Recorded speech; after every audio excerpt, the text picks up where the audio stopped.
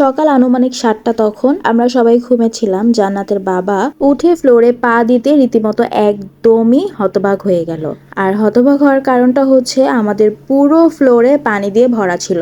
জান্নাতের বাবা প্রথমে ভেবেছিল হয়তোবা বৃষ্টি পড়েছে, বারান্দায় পানি জমে রুমে ঢুকে গিয়েছে। বারান্দা চেক করতে দেখলো বারান্দায় কোনো পানিই নেই, কোনো বৃষ্টি আসেনি। তারপরও রুম থেকে বের হতেই দেখলো আমাদের পুরো ফ্ল্যাটে পানি দিয়ে ভরা, পায়ের পাতা ডুবে গেছে এমন পরিমাণ পানি হয়ে গিয়েছিল। ও তাড়াতাড়ি আমাকে ডাক দিল। আমি উঠে ফ্লোরে পা দিতেই আমিও একদম হতবাক হয়ে গিয়েছি।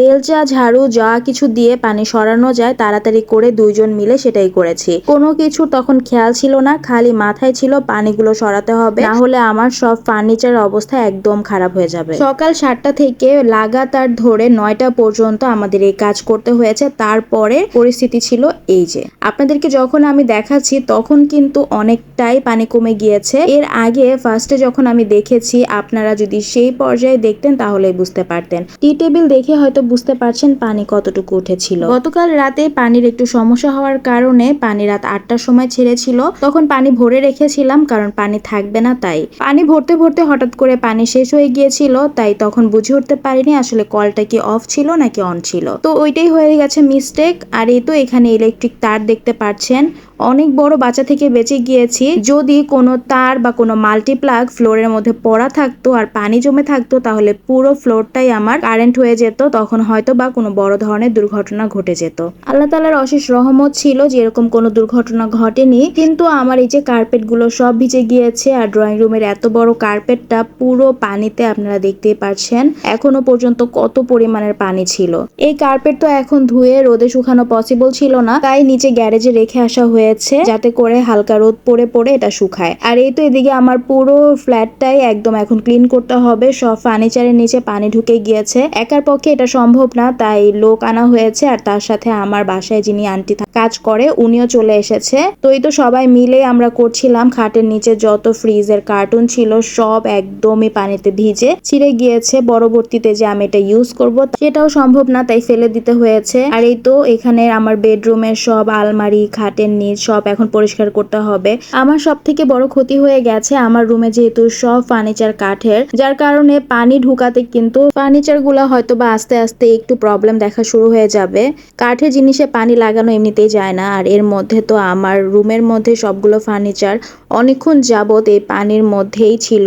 তো এটার জন্য আসলে আমার অনেক ক্ষতি হয়ে গেছে। আর এই তো দেখতেই পাচ্ছেন খাটের নিচে পর্যন্ত পানি চলে গেছে। আসলে খাটের নিচ কি বলবো, আমার পুরো ফ্ল্যাটেই পানি ছিল, কোনো জায়গা বাকি ছিল না। এই মিস্টেকটা আসলে আমার, সেটা আমি বলবো না, কারণ হচ্ছে যে পানি না থাকলে কলে তখন বোঝা যায় না কল কি চালু করা নাকি কল বন্ধ। তো ওইটাই হয়েছে। আর সব থেকে বড় কথা, সকালবেলা দারোয়ান যখন পানিটা ছেড়েছে তখন হচ্ছে ভোরবেলা, আসলে ওই সময়টা সবাই কিন্তু ঘুমে থাকে। তিনি যদি এটা না করে সকাল ৮টা বা 10টার দিকেও ছাড়তো তাহলে কিন্তু এই প্রবলেমটা হতো না। উনি এমন টাইমে ছেড়েছে যে টাইমে আসলে অনেকেই ঘুমে থাকে, তো ওই সময় বোঝা যায় না যে কল কি চালু করা কিনা, সাউন্ডও আসে না। আর তার থেকে বড় কথা, আমার বাহিরের যে বাথরুমটা ছিল সেই বাথরুমের কলটা চালু ছিল, যার কারণে আরো বুঝতে পারিনি বাথরুমের দরজা আটকানো ছিল। আমার রুমে আমরা ছিলাম, যাক আল্লাহর রহমতে অনেক বড় হয়তো বা কোনো বিপদ থেকে বেঁচে গিয়েছি।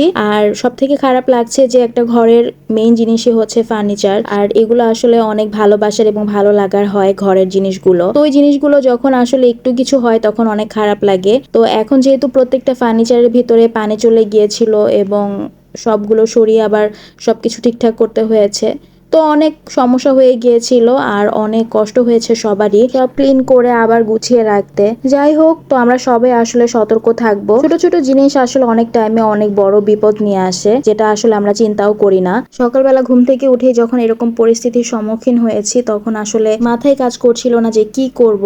সারাদিনের এই ধকলে আসলে আমাদের শরীরটা খারাপ হয়ে গেছে। তো সবাই একটু সাবধান এবং সতর্কতার সাথে থাকবেন, কারণ মাঝে মাঝে এই ছোটখাটো জিনিসগুলাই কিন্তু অনেক বড় বিপদ নিয়ে আসে।